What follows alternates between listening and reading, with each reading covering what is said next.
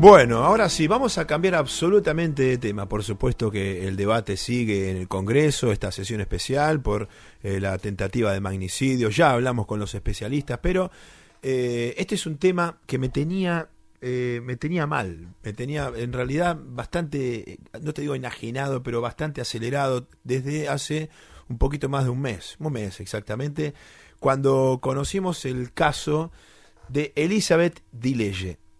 Elizabeth era aquella enfermera que apareció muerta en su casa de González Catán. Era aquella enfermera que apareció conectada al suero, que incluso a mí me tocó hacerle nota para TN y el 13 a Silvio Espíndola, el marido que la estaba buscando en ese momento, cuando lo estábamos haciendo nota en la mesa, en el living, la estaban buscando durante todo el fin de semana. Ella no aparecía.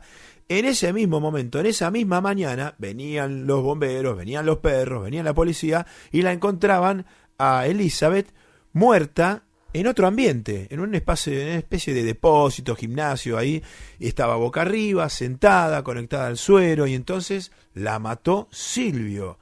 Detenido Silvio, es un femicida, se lo llevaron detenido. Porque en el medio conocimos, algunos antecedentes y denuncias contra él sobre la violencia de género que supuestamente él ejercía contra ella.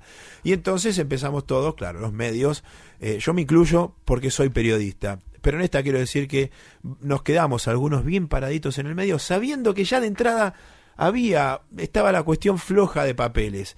Pero se lo llevaron detenido, pero el fiscal hizo una exposición, el fiscal acusó y dijo por esto y aquello, él es el hombre que mató a Silvio, a Elizabeth. Silvio, después incluso lo encontramos entrando a la fiscalía, le preguntamos ahí medio al pasar con la custodia, con los polis que se lo llevaban detenido, ¿usted la mató? No, no la maté, se suicidó, se mató. Bueno, toda una historia que nadie creyó.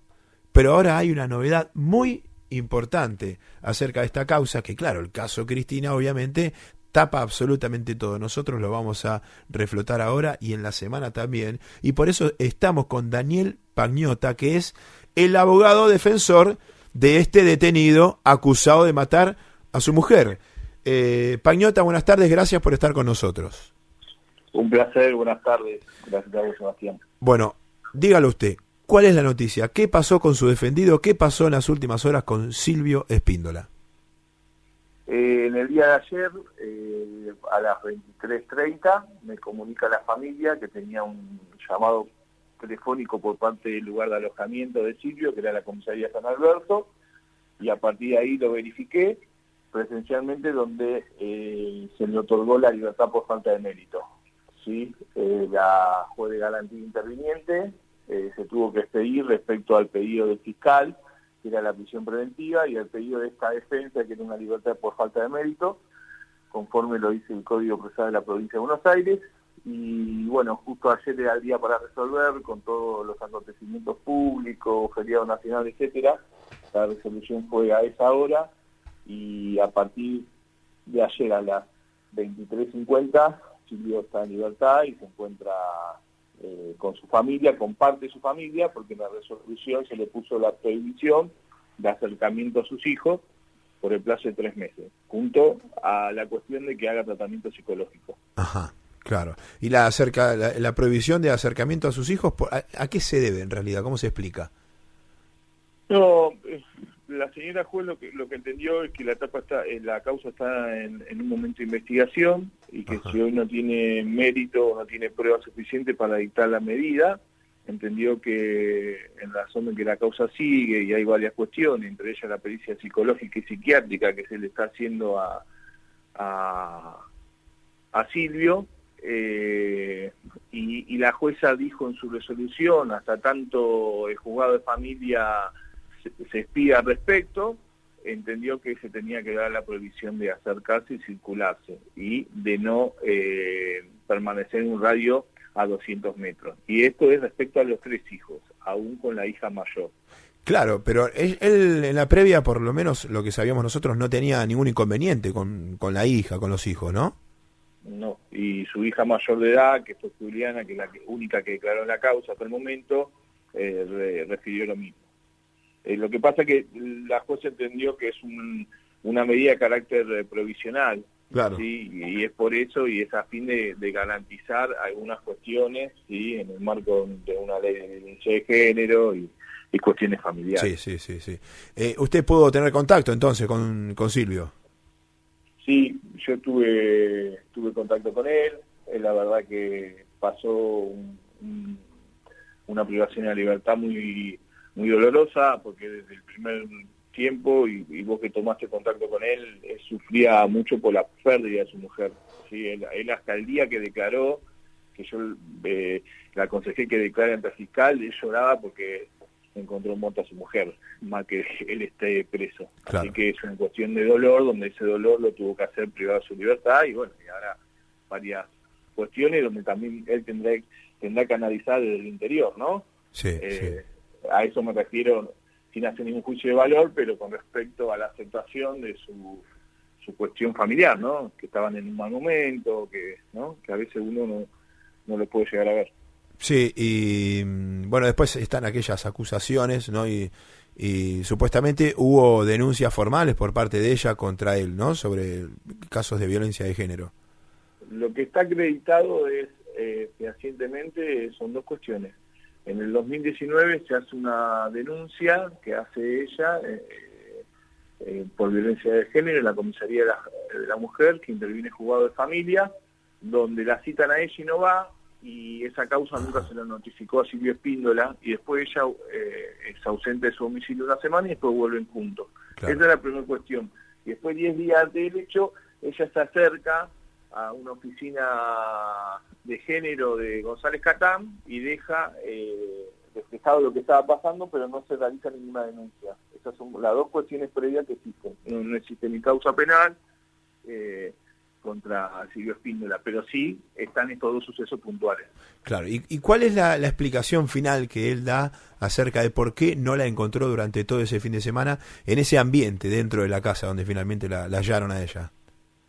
Sí, él su explicación que da, que lo dio en su relato, fue muy coincidente con los dichos de su hija, porque él en ese domicilio vivía él con sus 3 hijos. Claro. Y a partir de que sucede esto, va mucha familia a ese domicilio, entre ellos los padres de Silvio y los hermanos, familiares, donde están todos ahí.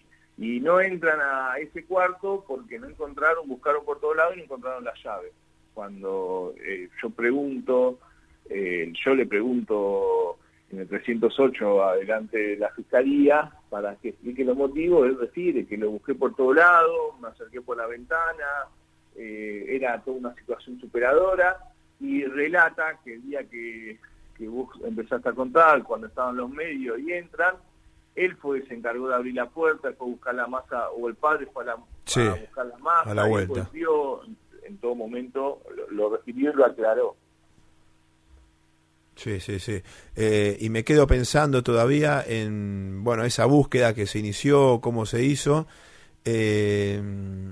y lo que hicieron, ¿no? En realidad, la hija, uno decía, para tratar de llevar a la realidad esto y un poco de equilibrio, uno decía, la hija tampoco la encontró, porque todos decían, ¿cómo no la va a encontrar este hombre? Bueno, pero ojo que la hija de 20 años tampoco la encontró a la madre, que se ponen de acuerdo los dos para no encontrarla, la odiaba la madre y por eso la mató también ella y no la encontraba a propósito. Eso evidenciaba que había algo que era normal, que tal vez no entren a ese ámbito. Sí, y hay una cuestión muy importante que la juez también la valora, y yo lo hice en mi descargo de cuando planteo la libertad por falta de mérito, que la policía, él denuncia su desaparición un sábado. Ese mismo sábado la policía va a la casa, se mete en la casa, sí, recorre la casa y llegan al galpón y no se pide, hablen el galpón. Quiere decir, yo no le estoy echando la culpa ni responsabilizando, no, ni ahí al personal policial, pero tiene que ver con esta cuestión de que antes de que entren los perros ya habían entrado al domicilio y ya habían pegado. Claro. Sí, tiene que ver con una cuestión de que la están buscando por todos lados, no saben dónde están, entran, se fijan, revisan todo, y bueno, no solamente no fue Silvio, ni la hija, ni el hijo de 16, vamos a dejar el chiquito fuera de lugar, tampoco la policía, ¿no? Sin responsabilizar a nadie, pero es para que se entienda el contexto generalizado que hay, ¿no? Que la situación desbordó todo. Sí, y además con esta libertad entendemos que finalmente no encontraron ninguna otra sustancia más allá de las que encontraron en el lugar del hecho que él le pudo haber dado, inyectado, por ejemplo, en la previa. No, nada, lo que está agregado hasta el momento es que las huellas que se encuentran en el lugar del hecho corresponden a la fallecida. Y en eso sí se concluye donde la víctima es la que manipula los elementos. Ajá. Y después no existe ningún otro tipo de refutación respecto a eso. Claro. Sumado que la autopsia dice que se trataría de un suicidio. Entonces todo conllevado. Fue la prueba pericial lo que marcó claramente, ¿sí?, la decisión. Sin perjuicio de todo lo que se dijo, de todo lo que se habla respecto a una cuestión de violencia de género, que es lo mismo que remarcaste vos cuando empezaste. Claro, sí, eso no quita la otra. Ahora, entonces, en las ampollas, en la manguerita, en el suero, no hay huellas de él. No hay huellas de él. No hay huellas de él. Y el desperdicio, o sea, la dedicación de ella como enfermera, como también la tiene Silvio, ¿no?, le permite utilizar y poder ella colocarse, cosa que cualquiera de nosotros no podría hacer porque no tenemos la profesión o el arte en ese tipo de manipulación, ¿no? Claro, y iba a ser el primer caso, esto me lo decía un especialista, ¿no?, un capo de la poli. Este iba a ser el primer caso donde un femicida le hace el favor al cuerpo de la víctima, no le deja ningún rastro de violencia, y él tampoco tiene. Generalmente el femicida es violento, intempestivo, agrede, tiene saña, mucha violencia, odio por la mujer. Pero bueno, en este caso, claro, no había nada de ningún signo hacia ella, digo, no tenía ningún moretón, nada, ¿no?, ninguna lesión. No, ninguno. No hay ningún tipo de violencia, y además se decía que como él era profesional y tranquilamente podía haber manipulado las agujas, el suero, etcétera, decían que en ese caso tendría que existir un tipo, que eso lo concluye, ¿no?, el médico que realiza la autopsia, que no hay ningún signo de violencia, claro, ¿no?, ni siquiera al momento de colocar las agujas, porque si no, quiere decir, habría por lo menos varios pinchazos, no existe nada de ese estilo. Doctor Daniel Pagnota, muchas gracias por aclararnos este caso.